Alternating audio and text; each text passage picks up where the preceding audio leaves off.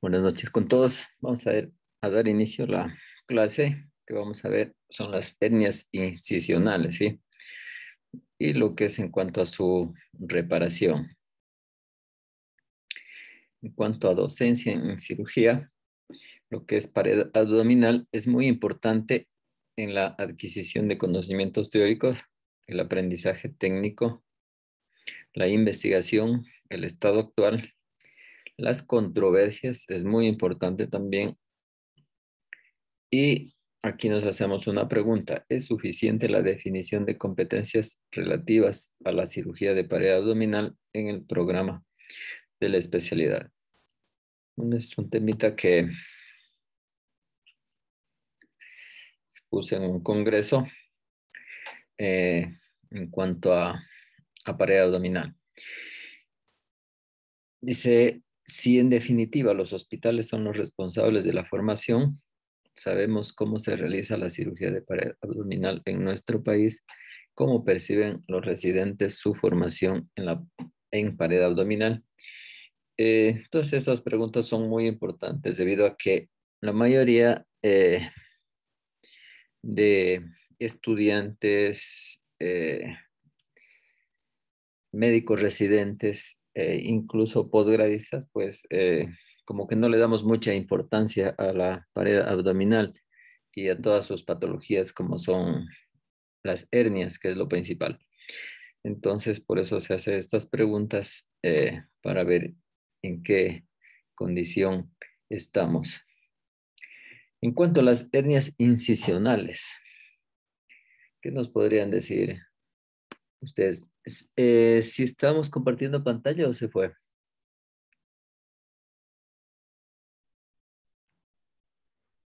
Sí, se ve la pantalla, Doc. Ah, ya, pensé que se fue. Sí, doc. Ya, entonces, Yandri, ¿qué es una hernia de pared abdominal?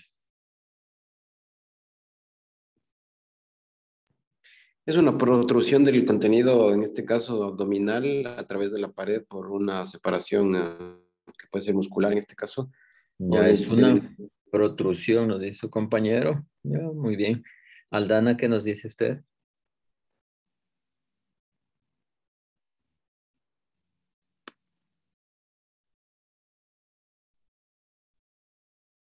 Aldana, ¿sí está? Buenas noches, doctor. ¿Cómo le va? A ver, díganos, usted, ¿qué concepto nos da de una hernia incisional? En la pared abdominal sería una abertura o un área de debilidad en la pared a través de la cual puede sobresalir un contenido abdominal.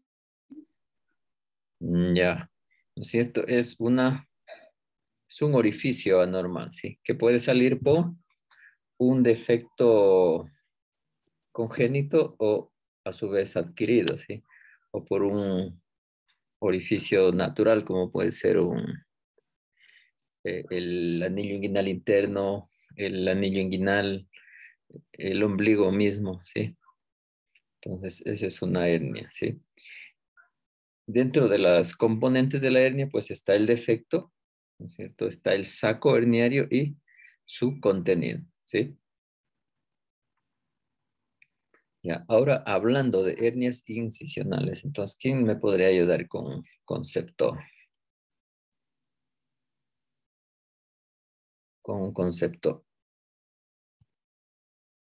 en este caso van a estar comprometidas lo que son las fascias, la paneurosis, de los músculos, en este caso de la pared abdominal, y estas hernias que pueden ser de contenido, como le dije también al principio, de contenido intestinal o no sé, abdominal en este caso, como si es una hernia incisional. Ya, correcto. ¿No es cierto? Es después de una cirugía, ¿sí? Entonces ahí toma el nombre de hernia incisional. Dentro de los factores de riesgo está la infección de la herida, una reincisión si ha sido laparotomizado, por ejemplo, la edad avanzada.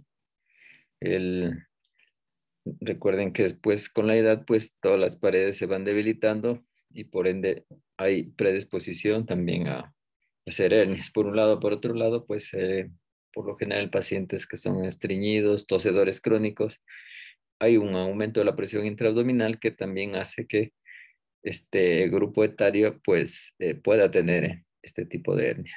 El sexo masculino, por lo que hace mayor esfuerzo también en el trabajo, tabaquismo también debilita la pared, consumo de esteroides también se ha relacionado con debilidad de la pared, y la diabetes y obesidad, que es algo lógico, ¿no? Las hernias incisionales se presentan en el 11% de heridas no infectadas, el 23% de heridas infectadas después de una cirugía abdominal. O sea, miren que aumenta más del doble, ¿no es cierto? Cuando una herida se infecta, es decir, eh, se debilita también la pared. Es decir, cuando hacemos una sutura y ha habido alguna infección, y si suturamos con un hilo absorbible, no, sí, absorbible, este se debilita más pronto y por lo cual se digiere mucho en menor tiempo y por lo tanto la pared también se va a volver débil. Por eso siempre que hay alguna laparotomía con peritonitis, nosotros preferimos utilizar hilos no absorbibles, ¿sí? De manera que ahí se queden ahí para siempre y no se da la sutura para evitar una hernia incisional. Se dice que hasta el 80% se desarrolla dentro de los primeros 3 años posteriores a la operación. La reparación primaria común tenía una tasa de recurrencia del 50%, pero últimamente ya pues con el uso de las mallas se reduce esta tasa de recurrencia del 0 al 10%, ¿sí? Miren lo que es importante ahora, el uso de las mallas. Las hernias incisionales con pérdida de dominio mayor al 30% de las vísceras se encuentran en el saco herniario. ¿Sí?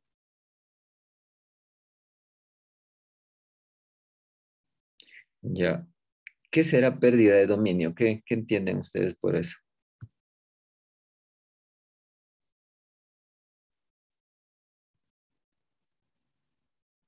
Como que si la hernia es...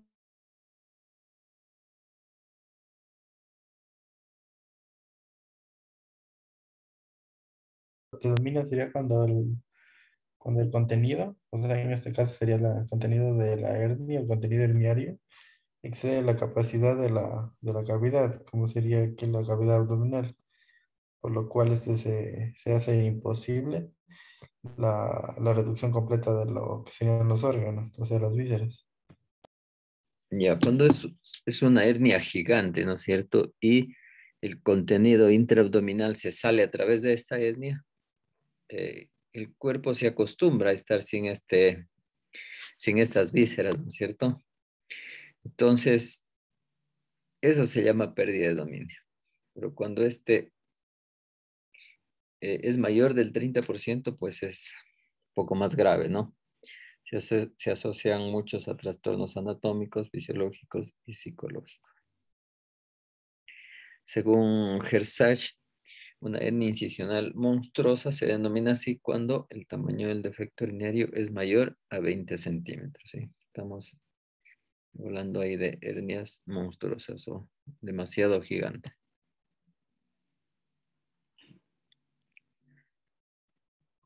Y en conclusión,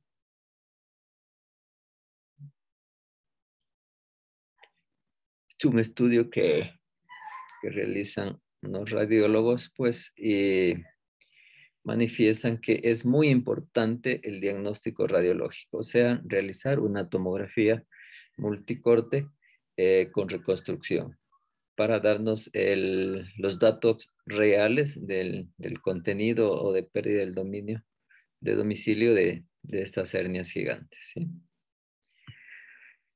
Vamos a hablar ahora un poco de anatomía. Recuerden que la cirugía pues se asocia bastante con la anatomía, por lo cual es muy importante tener presente esto, ¿sí?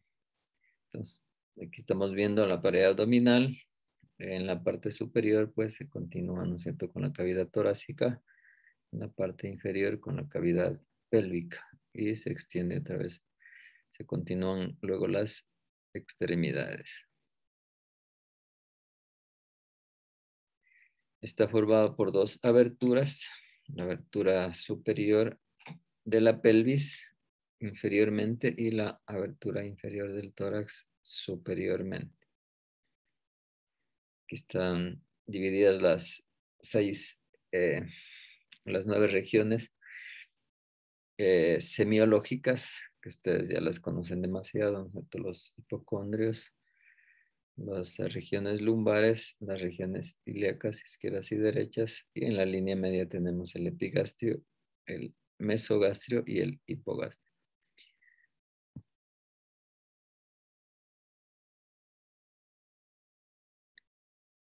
Ya, entonces tenemos aquí la pared abdominal, ¿no es cierto? Está formado por 4 paredes, la pared anterior, la pared posterior y 2 paredes laterales, ¿sí? Hacia arriba sirve de división con el tórax, con la cavidad torácica, el diafragma, ¿sí? Hacia abajo tenemos la cavidad pélvica. Entonces, los límites musculares de la cavidad abdominal tenemos posteriormente al cuadrado lumbar, al psoas, al iliopsoas, lateralmente al oblicuo mayor, oblicuo menor y transverso. Anteriormente está el recto abdominal e inferiormente un pequeñito músculo que es el piramidal. Superiormente dijimos ya el diafragma e inferiormente los músculos perineales. Entonces aquí tenemos la pared abdominal donde podemos ver claramente los rectos abdominales, ¿sí? Hacia adelante. Estos pequeñitos es el músculo piramidal hacia abajo. Lateralmente tenemos los 2 oblicuos, ¿no es cierto? El mayor, el menor y el músculo transverso.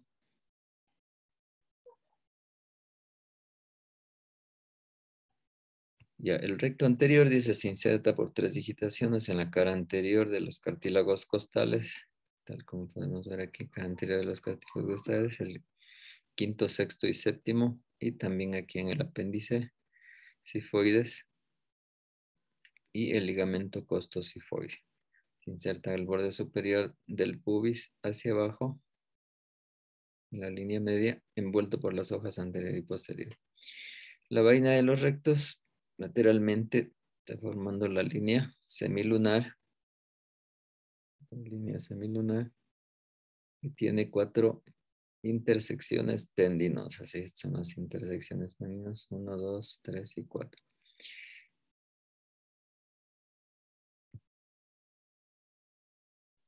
El piramidal, músculo que se queda a este nivel, acá abajo, es un pequeño músculo triangular, presente en el 80% de pacientes, se origina en el pubis y se inserta en la línea alba por debajo del ombligo. Lateralmente tenemos ya acá, ¿no es cierto?, el oblicuo mayor u oblicuo externo. Su origen está en la superficie anterior de los últimos 8 arcos costales con digitaciones que se entrecruzan con inserciones del serrato anterior y el dorsal ancho. Aquí está el serrato anterior y el dorsal ancho que está más posteriormente. En la línea media se une a través de una aponeurosis.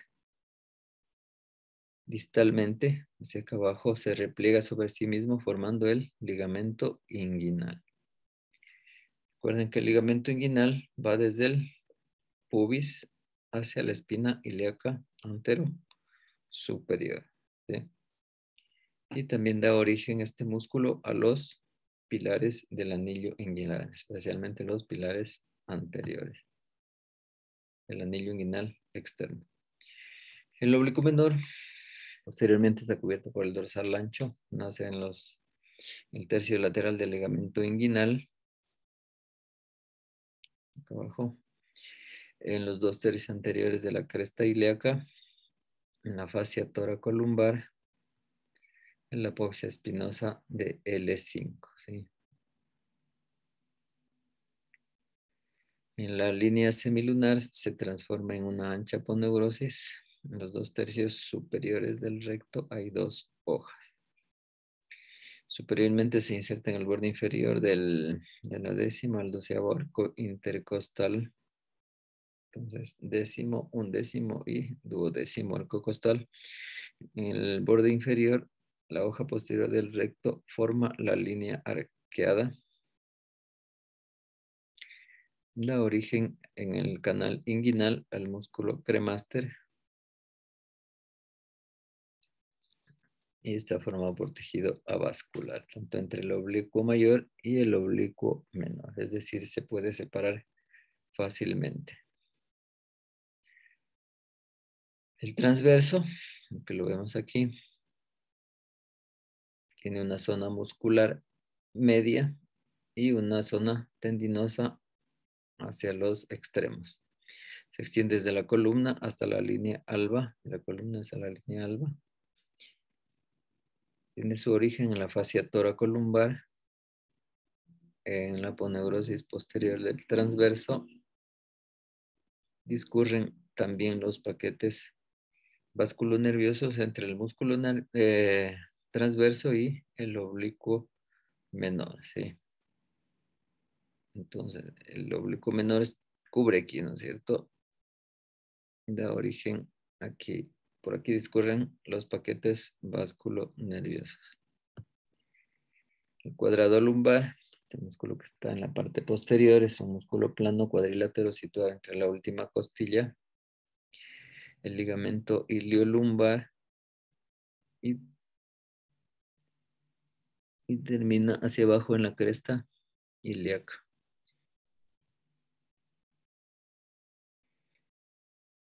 Se inserta también en la duodécima costilla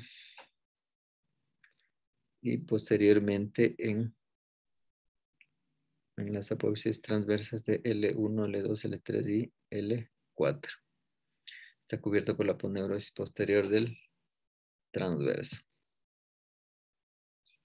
El iliosoas se divide a su vez en el psoas mayor y en el ilíaco. El ilíaco se origina en la fosa ilíaca a través del tendón del psoas en el trocánter menor y en los cuerpos y apófisis transversas de L1, L2, L3 y L4. Se relaciona con el nervio ilio-hipogástrico e ilio-inguinal. Además, con el fémoro cutáneo, el obturador, el genitofemoral y el femoral. Entonces, son tantos músculos que están en esta zona que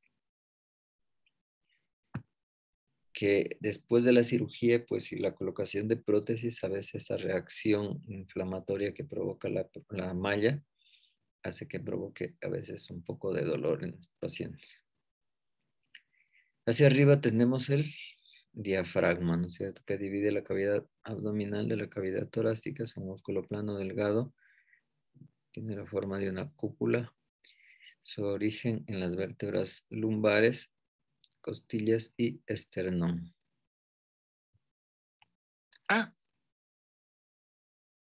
Termina en la duodécima costilla y en las vértebras primera, segunda, tercera y cuarta lumbar. En la parte muscular tiene una zona esternal, costal y lumbar.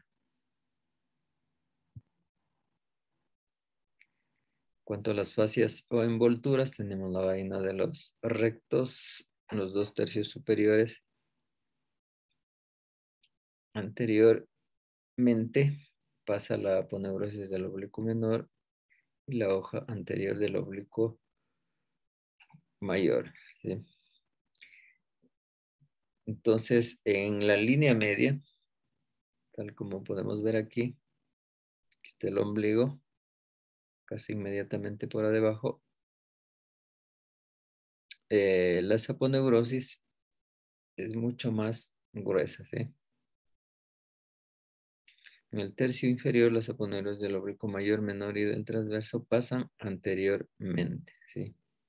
Es decir, de aquí para acá abajo es una sola capa.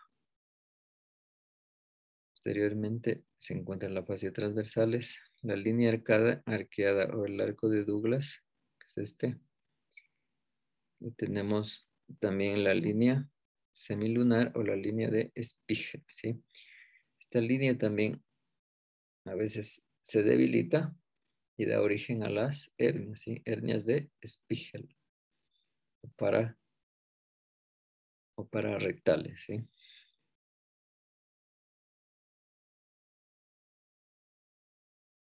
Entonces, esto debemos tomar en cuenta, ¿sí? La pared abdominal, estas diferencias entre esas aponeurosis. ¿Sí? Que en la parte superior es mucho más gruesa, ¿cierto? En la parte inferior, todas las capas se hacen anteriores, tiene una sola capa y es un poco más delgada. La fascia transversalis interna del músculo transverso está situada sobre el peritoneo parietal, es decir, está adherida a este. Forma parte de la fascia intraabdominal. Posteriormente se une a la fascia tóraco-lumbar, superiormente a la fascia diafragmática y hacia abajo al canal inguinal, da origen a la fascia pélvica e ilíaca. Tenemos el canal inguinal. ¿Por dónde pasa? ¿Qué nomás pasa por el canal inguinal? A ver, Sandra. ¿Se encuentra? El canal inguinal no tendría el... A ver, si...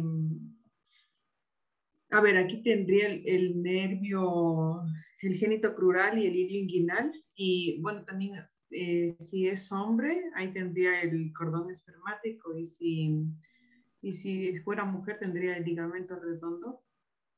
Ya. Está cubierto ¿por qué músculo?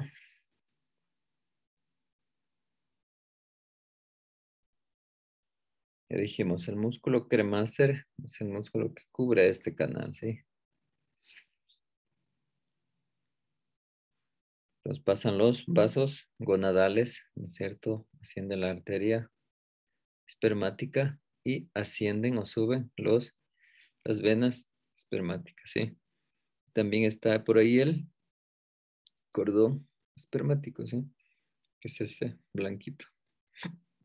Y los nervios que dijo su compañera. El ligamento de Cooper es una estructura fija y sólida por fusión del periósteo púbico, la fascia del músculo pectíneo, el tracto iliopúbico y la inserción del músculo transverso. Es muy útil para fijar las mallas. Muy cerca de este se encuentra la corona mortis. La corona mortis es una arteria que nace directamente de la epigástrica o ilíaca externa y por lo tanto si lesionamos este vaso pues puede darnos un sangrado muy, muy importante. Si este es hay que reconocerlo este vasito o tener cuidado o no colocar un clip a ese nivel, eh, sobre todo cuando se hace las hernioplastías laparoscópicas, ¿sí?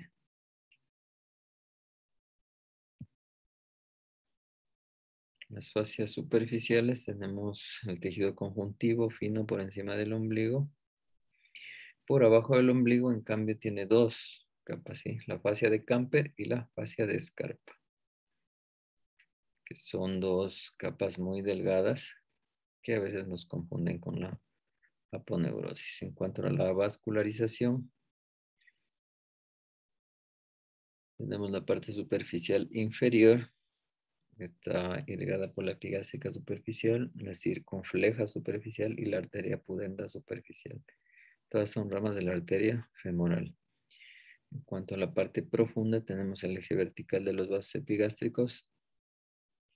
En el eje horizontal, las 6 últimas ramas intercostales y lumbares. En el eje vertical lateral está formado por las ramas ascendentes de la arteria circunfleja profunda.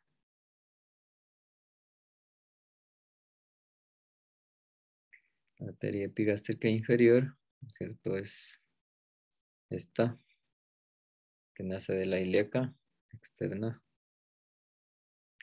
y se anastomosa con la epigástrica superior, ¿sí? O mamaria interna también. Tal como podemos ver aquí. Esta irriga el músculo recto, el tejido celular subcutáneo y la piel. Nace es a nivel de la ilíaca externa. Entre la fascia transversalis, el músculo recto se divide superiormente al ombligo de 1 a 3 ramas, las epigástricas superficiales, y también da varias ramas perforantes músculo cutáneas.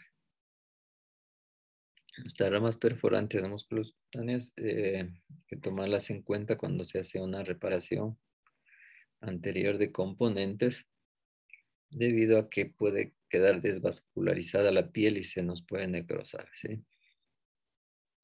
La arteria epigástrica superior se origina de la mamaria interna, perfora la fascia posterior del músculo recto y da de 2 a 3 ramas que se anastomosan con las epigástricas inferiores. La arteria epigástrica superficial nace de la ilíaca externa, asciende a 2 centímetros laterales a la línea semilunar entre la fascia de Camper y Scarpa.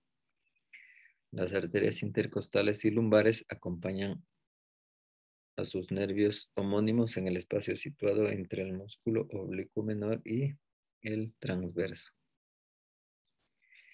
Anastomosis, ramas diafragmáticas con las intercostales superiores y las lumbares con las ramas de la circunfleja profunda. Entonces aquí podemos ver los vasos, ¿no es cierto?, principales, que son la aorta y las ilíacas primitivas, ilíaca interna, la ilíaca externa. Ilíaca externa nace la epigástrica inferior. Acá arriba tenemos la subclavia, que da origen a la torácica interna. De la torácica interna nace la epigástrica superior, ¿sí? También denominada esta mamaria interna.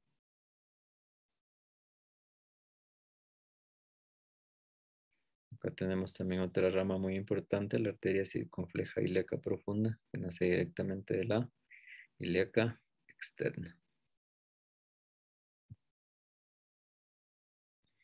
En cuanto al retorno venoso, tenemos las venas, son paralelas a las arterias. Igual hay el mismo número de perforantes. Las venas principales por medio de las venas toracofrénicas, frénicas, intercostales inferiores, lumbares y epigástricas son las que se da el drenaje venoso. En cuanto a la inervación de la pared anterolateral del abdomen, tenemos los nervios intercostales inferiores desde el séptimo hasta el duodécimo. También intervienen aquí los nervios del plexo lumbar. La inervación motora y sensitiva está dada por los nervios intercostales inferiores desde T7 a T12, los nervios iliohipogástricos e ilioinguinal.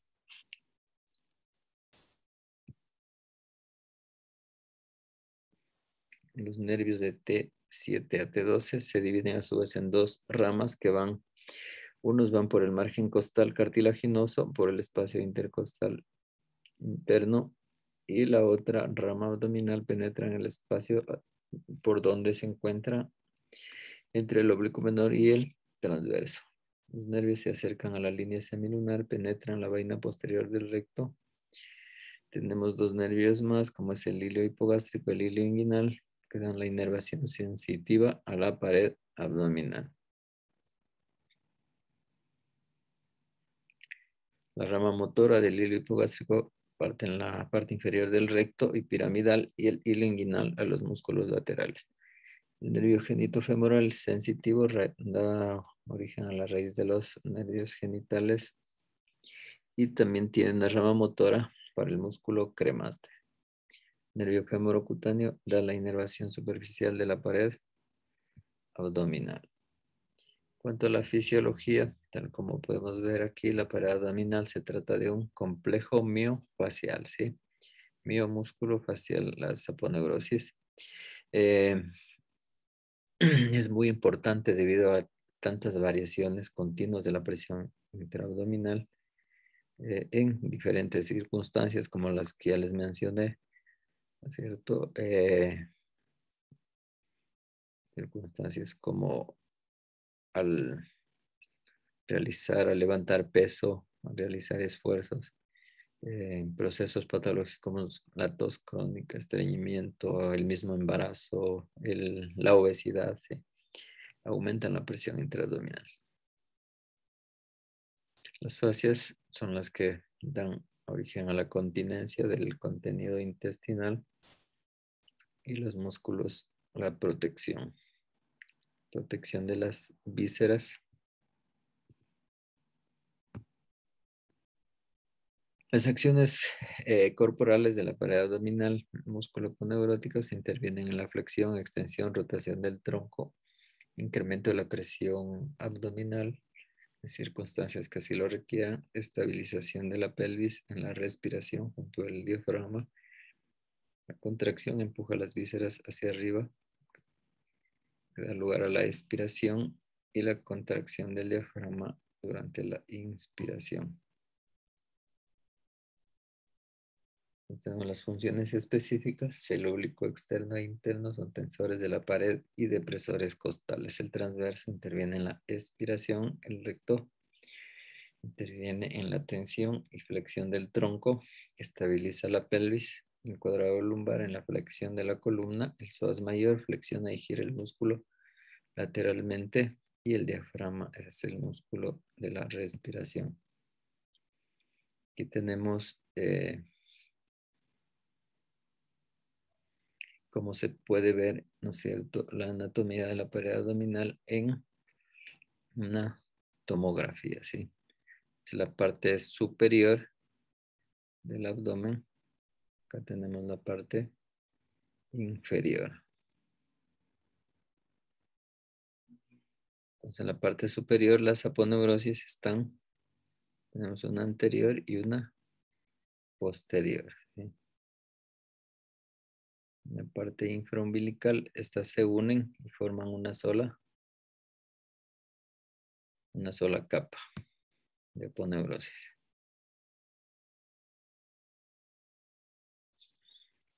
Entonces, en cuanto a la fisiopatología, aquí en la cavidad abdominal, pues tenemos diferentes tipos de hernias. Las inguinales se representan el 80%, las femorales o crurales el 8%, umbilicales el 10%, las epigástricas el 2%, y raras, ya dijimos, son las de Spiegel y las lumbares que están posteriormente. Aquí está la femoral. Las consecuencias de los defectos grandes de la pared abdominal por pérdida de la continencia es la falta de protección y el descenso de la presión. Un defecto grande nos da el origen a una segunda cavidad, que es lo que se denomina la pérdida de domicilio. La modificación del sinergismo nos puede provocar una enfermedad respiratoria.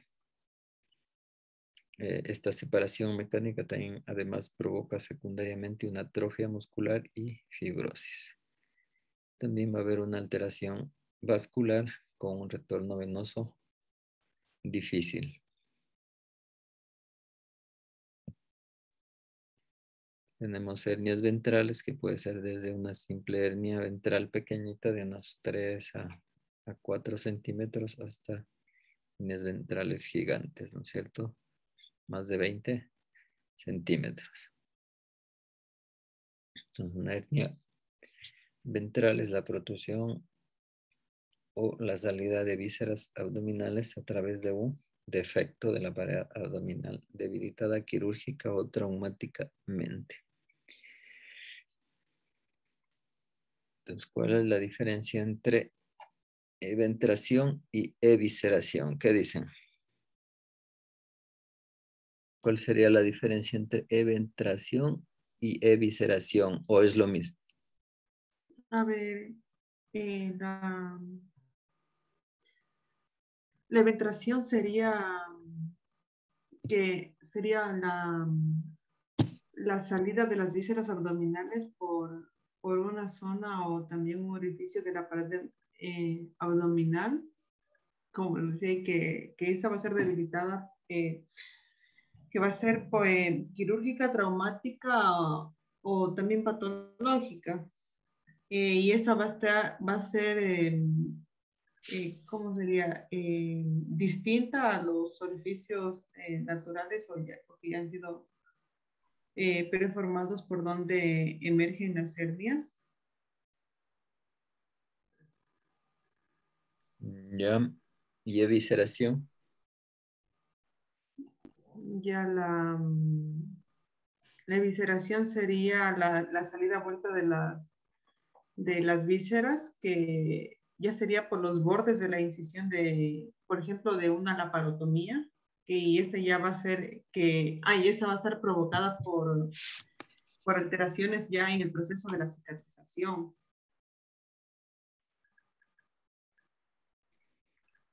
Bueno, ya la primera parte está bien, ¿cierto? Ventración es una hernia grande en el vientre, ¿sí? O sea, desde la parte superior del ombligo hasta abajo el apéndice cifoide, ¿sí? Evisceración, en cambio, es la salida de vísceras, ¿sí? O sea, cuando una herida recién hecha se abre y se exponen las vísceras, ¿sí? Por lo general está el intestino delgado y grueso, ¿no? Y depende de la localización de la herida, puede salir, ¿sí? El hígado, el estómago, ¿sí? El sigma, esa evisceración. O también cuando hay una herida grande en un accidente de tránsito o por agresión física y se exponen literalmente los intestinos, salen los intestinos, eso es evisceración, ¿sí? Cuando podemos ver las vísceras. Y ventración pues está protegido lógicamente por la piel y peritoneo por lo general, ¿sí? El peritoneo parietal. ¿Sí está claro la diferencia o no? Sí, doctor. Ya. Las hernias ventrales se clasifican en mediales, epigástricas, periumbilicales, subumbilicales. En laterales, subcostales, ilíacas y lumbares. Estas son lumbares, ¿sí? Aquí tenemos las hernias de Petit también, ¿sí? Las de Greenfeld.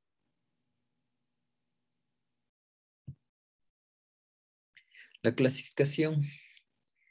Chevrel y Rat propusieron una clasificación de las hernias incisionales basadas en 3 variables: localización, tamaño y residuo. El tamaño, tomando como referencia la anchura, ¿no es cierto? Le ponen como W1 menos de 5 centímetros, W2 de 5 a 10 centímetros, W3 de 10 a 15 centímetros y 4 más de 15 centímetros, ¿sí? La R de recurrencia como número de reparaciones previas. Si he tenido ninguna, pues R0. He tenido una reparación, R1. Si he tenido 2, R2 y así sucesivamente. La clasificación según la localización de las hernias incisionales adaptado de Muison tenemos de la siguiente forma, ¿sí? Las umbilicales, cuando están 3 arriba, 3 centímetros por arriba y 3 centímetros por abajo del ombligo, ¿sí? Umbilicales. Subsifoides hasta 3 centímetros de la apéndice cifoides. Más abajo ya se convierten en epigástricas, ¿sí? Más allá de 3 centímetros en umbilicales y por arriba del pubis, 3 centímetros por arriba del pubis en suprapúbica, ¿sí? Son en la línea media. Lateralmente, entonces tenemos L1, donde están en la parte superior, parte del hipocondrio, ¿no es cierto? L2 en la región lumbar, L3 en la fosa ilíaca. Y hacia atrás, L4, sí, en la región lumbar. Tenemos unas hernias monstruosas, ¿no es cierto? Gigantes, debe tener por lo menos unos 30 centímetros, está totalmente deformado, por acá está el ombligo, Es una vista lateral. Mira, hay pérdida del domicilio. Ni siquiera hay del 50%, miren.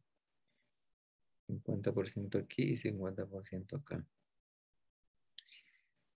Las hernias complejas se caracterizan por tener un gran saco. Su volumen es mayor que la capacidad de la cavidad abdominal. Al reducir el contenido dentro de la cavidad abdominal, se produce una alteración de la ventilación pulmonar, de la hemodinamia por síndrome de hipertensión abdominal.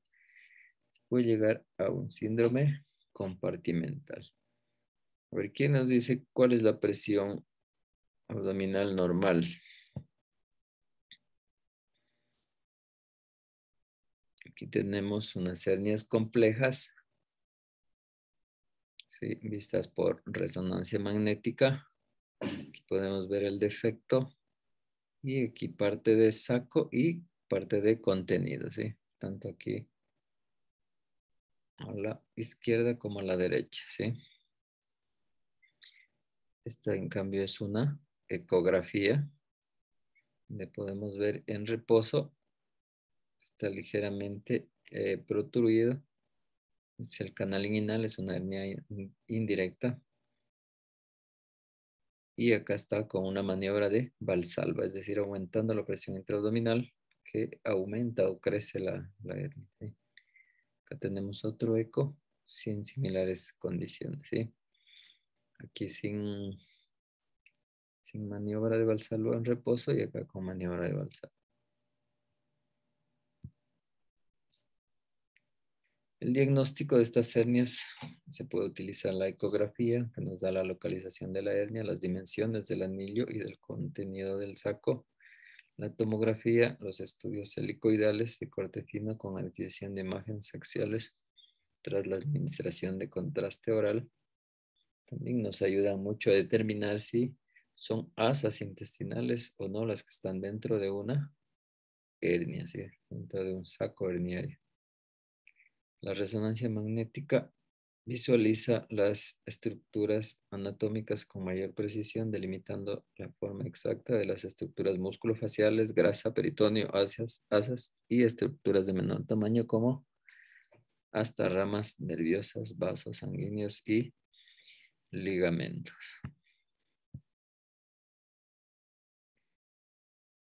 Entonces, ahora es lo que vamos a ver, es la técnica de separación de componentes. Esta técnica la inició pues un cirujano plástico peruano radicado en Estados Unidos como es Oscar Ramírez por los años de 1990, que consiste en la separación de los componentes anatómicos de la pared abdominal anterior.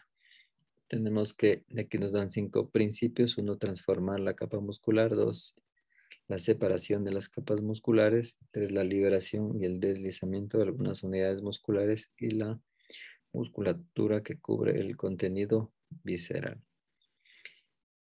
5, la movilización bilateral.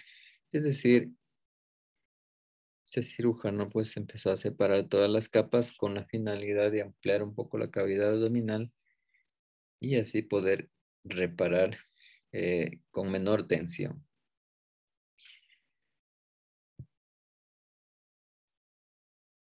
Son los pasos de la técnica. Entonces aquí tenemos que separar los componentes. Aquí tenemos los músculos rectos, la pared, la aponeurosis posterior del recto.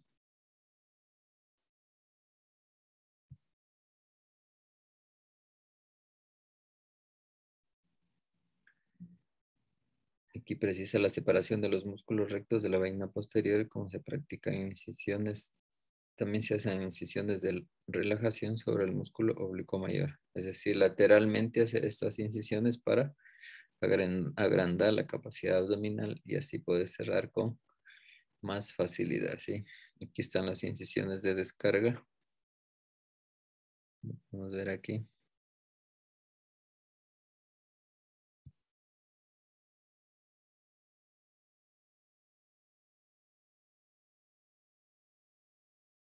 Entonces aquí separa forma un flap, ¿cierto? Entre el oblicuo mayor y el transverso.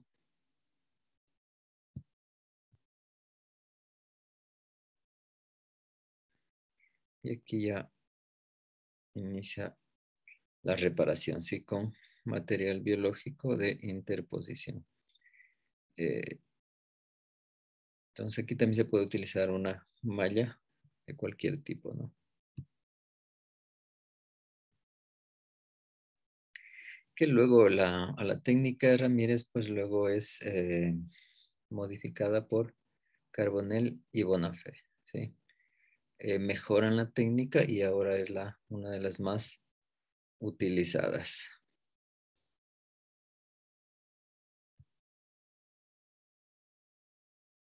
Y tenemos cómo están realizando la separación anterior de componentes, capa por capa. Y no vamos a entrar mucho en estos detalles que es ya más de técnica quirúrgica. Aquí estamos realizando una separación posterior de componentes, en cambio, que esta se va por detrás de la aponeurosis de los rectos, que es donde se coloca una prótesis gigante, ¿sí? Lateralmente se va entre el transverso, la pared posterior del transverso y la fascia transversalis, y se puede colocar una malla muy amplia aquí de 30 por 30 centímetros y que acapara casi toda la cavidad abdominal, que en personas delgadas incluso le protege de las hernias lumbares, ¿sí? Una técnica que actualmente está en auge y es una de las más utilizadas. Este es un taller que hicimos en el laboratorio de la Universidad Católica de Chile. Se hizo la práctica en cadáveres, ¿sí? Es por eso que ya se ha hablado con el decano para volver a los cadáveres. No es posible que sigamos estando con ese tablero virtual de anatomía que es más fácil otras aplicaciones que estudiar en otras aplicaciones que en esas tableros. Creo que debemos volver a los cadáveres. Estos cadáveres tienen otra forma de mantenimiento, estos se congelan, incluso pueden revascularizarlos y simular incluso sangrado. Entonces, es una técnica muy, muy adecuada que se puede implementar acá. ¿Sí? Aquí también se realizó una práctica a través de vía laparoscópica en cadáveres mismo, como les decía, se los revasculariza y se los descongela, se revasculariza y es como estar trabajando en un paciente vivo, ¿sí? Bueno, ¿alguna pregunta? O hasta ahí terminaríamos. Pregunta, ¿cómo se puede convertir en una hernia? No. Bueno, por lo general un seroma no es más que una acumulación de líquido seroso en el tejido celular subcutáneo, ¿sí? Esto se da principalmente por el uso excesivo del electrocauterio. Por lo No, ya, general, gracias. sí, se los puede drenar con punción con aguja o a su vez abriendo ligeramente la herida y hacer compresión. Doctor, buenas noches. Otra pregunta. Claro, En la hernia eviscerada, ¿se puede esta estrangular? claro. Toda evisceración pues puede estrangularse, ¿sí? El hecho que sea, o sea, tiene menor riesgo, sí, porque mientras el orificio sea más pequeño hay mayor posibilidad de encarceración y estrangulación. Si es más grande hay menor posibilidad, pero igual debido a que se forman adherencias en hernias de larga data o de mucho tiempo que esté el paciente con estas hernias gigantes, se forman adherencias. dentro de estas adherencias puede servir de pie de vólvulo y torcerse y estrangularse aún más, ¿sí? El riesgo es menor, pero sí hay.